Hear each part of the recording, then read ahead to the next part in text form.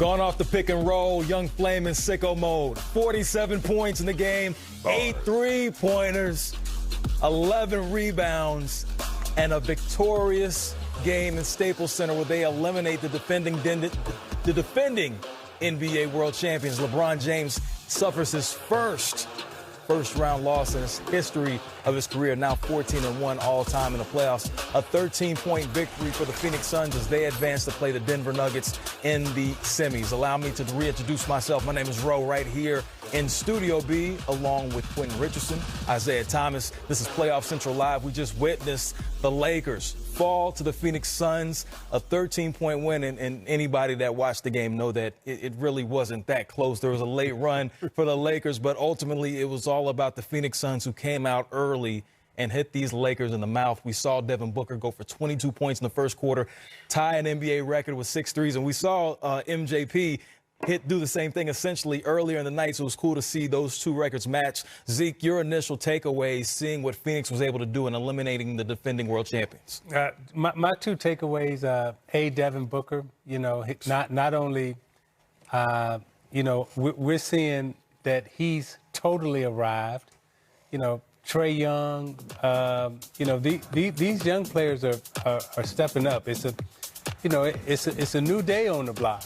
It's some new kids that have stepped up, and they're not kids anymore, and they've developed. And the other thing that I saw that in this series where I thought Monty Williams, from a coaching standpoint, I thought he had Vogel just scrambling. I mean, Monty had control of the series from a chess game, and we saw the Lakers playing lineups, playing people together that they haven't played combinations all year long.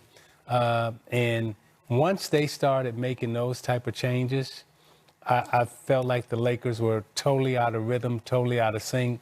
And you got to give Monty Williams a lot of credit for just, turning the screws. Oh, you want to put that one? Okay, I'm going to put this one in.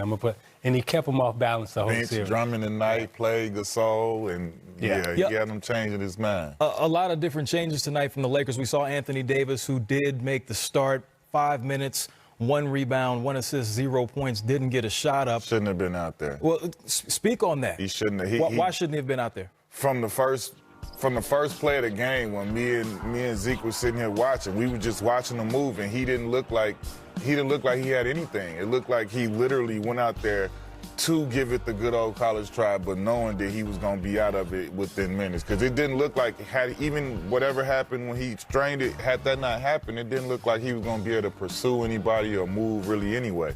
Yeah, and if he was medically clear to play, then what that means is they're saying you can't injure yourself any more than you already injured.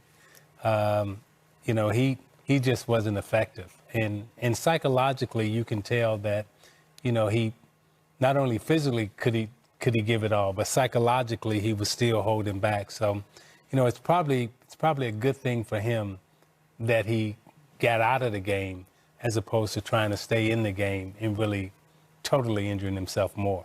Now, it can all be speculated. Maybe they shouldn't have played him. Maybe they should. That goes without being said. We can just put that aside and have that for a conversation for another day. LeBron James, the first time that he's ever been eliminated in the first round, finishes tonight with 29, 7, and 9. Exited the game in the fourth quarter, about 7 minutes left in an elimination game. The Lakers were within 10.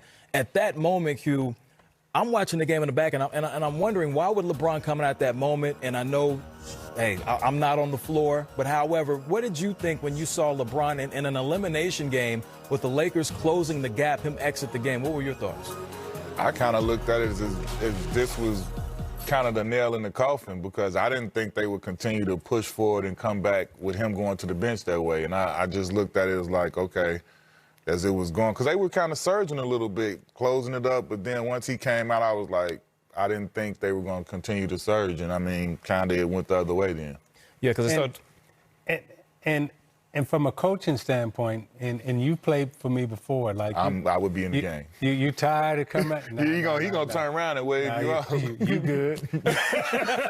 in other words, you're gonna put your horses in the game. I'm not taking you out. I'm not taking you out, even though you're saying take me out. I'm tired. But that was a crucial point in the game from a momentum standpoint. You at 10.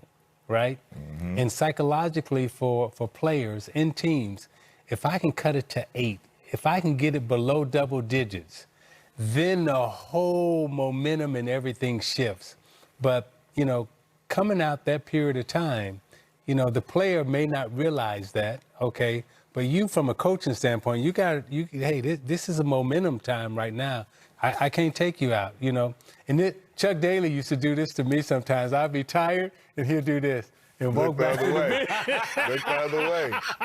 Look the other way. He walked back to the bench. Turn the other cheek. It happens. The Lakers were down by 13 going into the fourth quarter. As I mentioned, they got it within 10, but they couldn't get it any more closer than that. So we'll put the Lakers to the side momentarily, but just looking at this Phoenix Suns team as they advance to the next round, we saw what the Denver Nuggets did earlier against Portland. Just taking a look forward at this next series, and we touched on it a little bit earlier, but now that we know this matchup with the Nuggets and the Suns, two teams that are young essentially with some sprinkled vets here and there, Q, what are you looking forward to seeing most to as far as the matchups go within the series? I look at this should be a great series. I mean, hopefully Chris Paul and Aiden are a little bit more healthier once the games start. But I think this could be, a really, really good series. I know Jokic is obviously going to continue to be a handful, but I'm with Zeke right now, man. I think Devin Booker is a man on a mission. I think he's going to be a tough challenge to contain in this next series. I mean, I think he's gotten himself into a rhythm. He's at a confident point where he just got through, knocking off LeBron and the defending champion Lakers, and he straight balled out. I think if I'm Devin Booker, I don't feel like anybody could stop me. So I look for him to try and go crazy this series. So that's the player perspective, Zeke. Well, and what Q just hit on it again is, Booker's confidence, right? And when you look at the confidence, and this is something that, and Q said this a little earlier tonight off camera, when, there are things that we know as former players that no matter how much someone else has studied the game or observed the game, the participant has much more knowledge. And when you look at Monty Williams, James Jones, Chris Paul, Devin Booker, those are the 4 basketball brains that you're talking about, all former players, all former participants in the game at a very high level. So the knowledge that they're bringing to the game has instilled a lot of confidence in that Phoenix Suns organization. Indeed it has, and we see them advance tonight. They will go on to the conference semis to face the Denver Nuggets. In the meantime, we're going to – this is what I love about live television. We think one thing's going to happen, and it doesn't necessarily happen like that. So we'll go to the Twitter. This year's finals won't have either LeBron or Steph for the first time since 2010. Q Rich, you see that, you say what? That's bars right there. Like that's salute to LeBron and his teammates, and that's salute to Steph and his teammates, because that's 11 years, bro. That's 10 years straight, and then it's the first year. That's crazy. It is. Let's take it to Frank Vogel after the game.